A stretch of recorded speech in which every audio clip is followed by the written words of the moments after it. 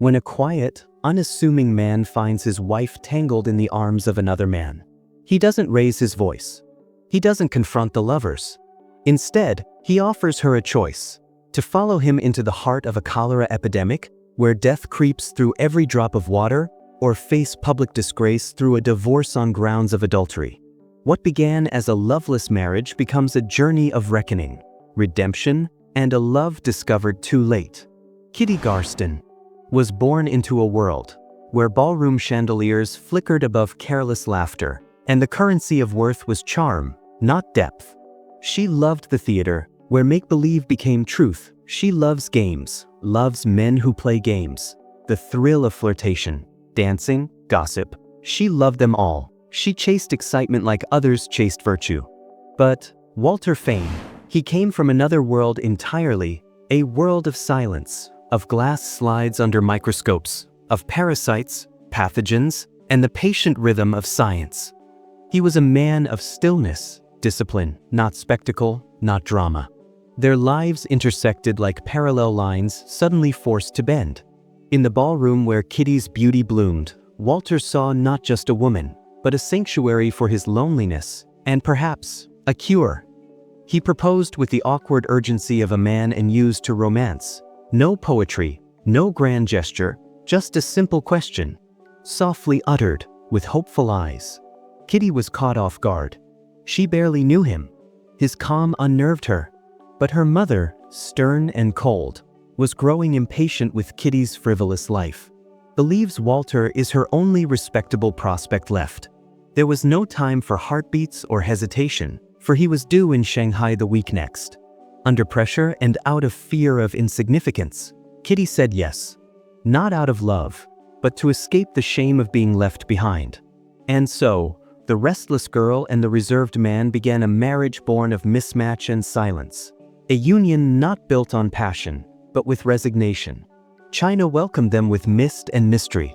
A foreign land, yet no more foreign than the man beside her, her husband. Walter, thrilled by the work, immersed in microbes and medical reports.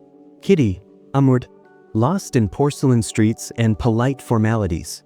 To fill the silence between them, Walter took her to a concert, where they meet the Townsends, Dorothy and Charlie.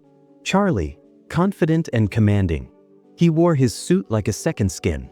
He was the kind of man who made even boredom seem flirtatious. He spoke of the play, of masks people wear in public and in marriage. Something in his voice, a sly remark about appearances, landed in Kitty like a dagger of truth. She was a woman pretending to be a wife, trapped in a life she never chose. Charlie saw through it. Or perhaps, he just knew how to say what she longed to hear. And so began the affair right under Walter's nose.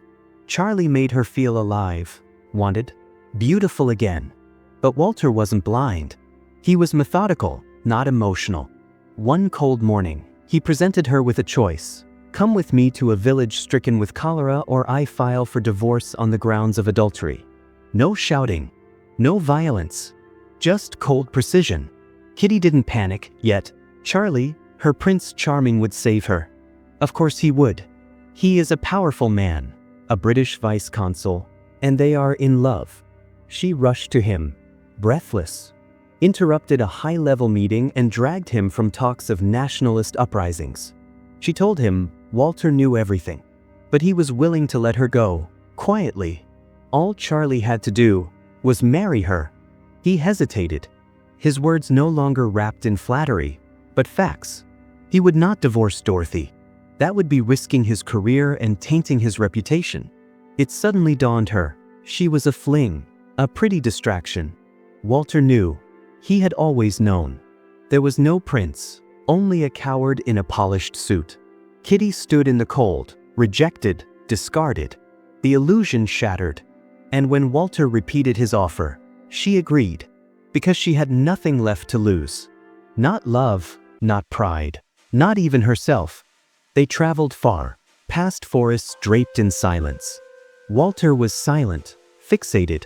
Kitty sat in the rickety carriage, her resentment clattering with every wheel turn. She was being punished, or so it felt, to a mountain village of Mei Tanfu, where the very air carried death on its breath. No longer the cosmopolitan comforts of Shanghai. This was the edge of the world. Waddington, the deputy commissioner and their only neighbor, visited them. His bleak welcome only added to Kitty's irritation. One evening, out of boredom, out of curiosity and desperation to feel something, Kitty asked Walter about the victims of cholera. Walter's reply was clinical and merciless. They vomit violently, dehydrate until they shrivel, die quickly and painfully. No metaphor, just truth. The kind that makes your soul recoil. Soon, whispers arrived with the wind. British soldiers had shot a nationalist in Shanghai. Retaliation might be coming. Waddington brought them security, just in case. But Walter, in his quiet confidence, waved off the fear. He thinks even the nationalist will respect the importance of his mission. Kitty wasn't so sure. She wasn't sure of anything anymore. On his first day at the convent makeshift hospital, Walter, an infectious disease specialist, who has only seen cholera symptoms in labs, comes face to face with real victims for the first time. Needless to say, he's not taking it well. There is no microscope that prepares a man for the smell of rotting dreams. While Walter worked among the dead, Kitty slipped away to Waddington's residence, ostensibly to return a record. But her real intention weighed heavily in her sleeve, a letter to Shanghai, addressed to Charlie. But Waddington offers his unsolicited opinion, tells her more about the Townsends, about Charlie's exploits.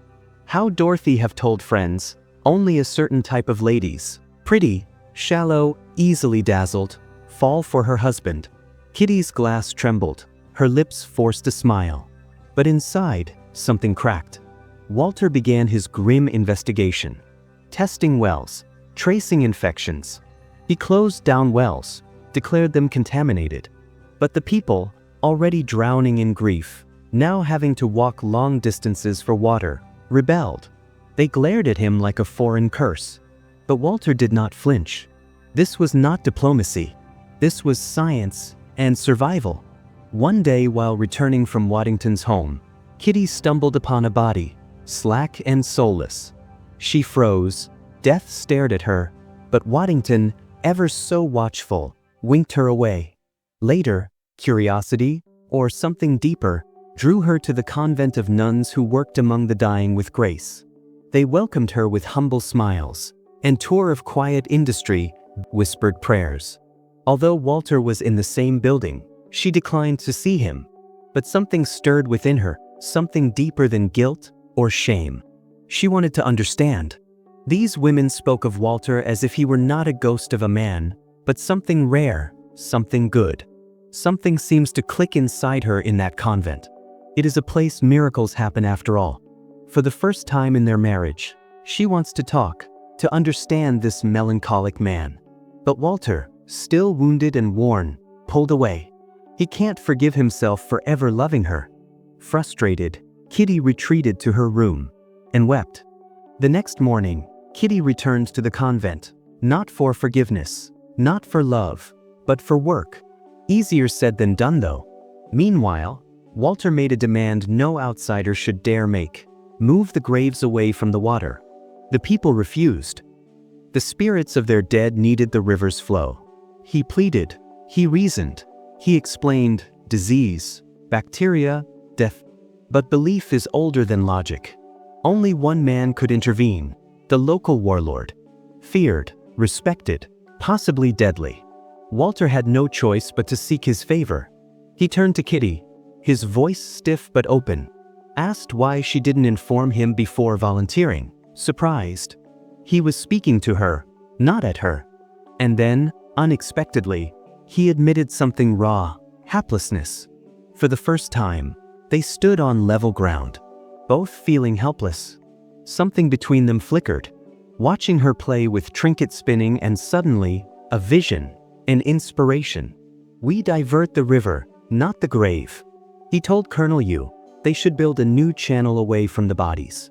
But to attempt that, he'd need permission and labor from the warlord. And so, he sought it.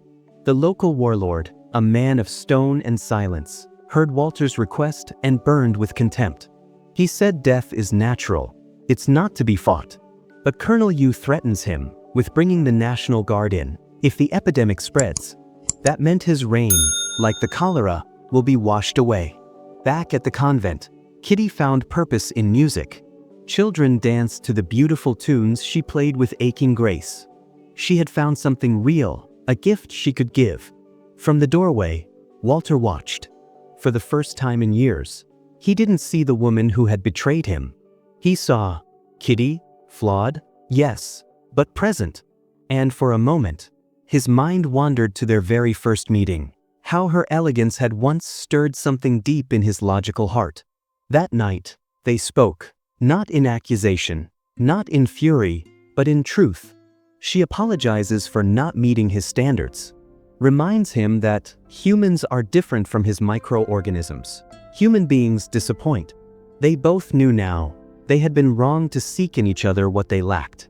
She asks him why he didn't confront them in that room that day. Agonizingly, he tells her it wasn't worth it, and in that confession, something broke, or perhaps healed. But peace is fragile in a land bleeding. News spread that the graves were to be moved. Spirits disturbed, traditions trampled. The people, half-starved and fully grieving, blamed the foreign doctor and all Westerners. The message had been sent for all Westerners to stay indoors. But Kitty, unaware, rode out in her carriage. The mob, raw and unforgiving, attacked her. But in a blur, Walter arrived and with the aid of their bodyguard, pulled her from the jaws of rage. She clung to him, the man she had scorned, now her only shield. One night, after laughter and too much brandy at Waddington's residence, they watched the way the commissioner and his lady enjoyed each other's company. A light flickered in him. Back home, Kitty sensed it, the desire in the air, the lingering glance at her neckline. She met his eyes. The feeling is mutual. For the first time in their marriage, they made love, not out of duty, but out of real desire for each other. But Walter the next morning. Kitty smiled. It no longer repulsed her. It endeared him to her. So they began the courtship they never had. A ride on the lake, and a tour at the water diversion project. Like a new couple, they enjoy each other's company. She laughed freely, and he soaked in the sound as if hearing it for the first time. The village no longer felt like a prison. One day, while playing with the children, she passed out. She's pregnant. A miracle, but was it Walter's? He isn't too concerned though. He'd be the father regardless. The water project was complete. Clean springs flowed again. Farms revived. From distant villages, families arrived, hopeful, desperate. Walter is worried of contamination, but it's hard to stop them. Too many. Eventually, they managed to keep them outside the village gates, a refugee camp. Then the dreaded news came. Like a dream, Walter had caught the sickness. He got infected when he visited the camp. They told her not to go, to think about her life and her babies. But Kitty could not imagine a world without him now. The man she once loathed had become the man she could not lose. She held his hand as he throws up repeatedly. She is prepared to nurse him back to life, but they are running out of saline. Walter looked at her, his face gaunt, mouth parched, his spirit flickering. In the still hush of that final night, he whispered, "Forgive me." With tears running down her cheeks, she murmured, "There's nothing to forgive." She meant it. And those were the last words he would hear. They buried him swiftly, as the disease allowed no ceremony. But the grief in Kitty's eyes was more sacred than any hymn. Years later, Kitty is in London with her boy, Walter Jr., and there he is, Charlie. Still dashing, still unbothered by depth. He greeted her with the same charm, as though no time, no betrayal, had passed between them. Kitty watched him speak, but saw nothing. No love, no ache. Just a man she once mistook for a prince. In the stillness of the cholera-stricken village, far from the clamor of ballrooms and whispered gossip, Kitty found what the city had buried: herself. The cries of the dying, the nuns' quiet grace, the children's laughter amid ruin, and above all, the silent devotion of the man she once overlooked, became her mirror. There, where the world was stripped of comfort, she saw him, not as a cold scientist, but a man of courage and purpose. And in seeing him, she finally saw herself. The village did not just cleanse the water, it cleansed her soul. Thank you for watching.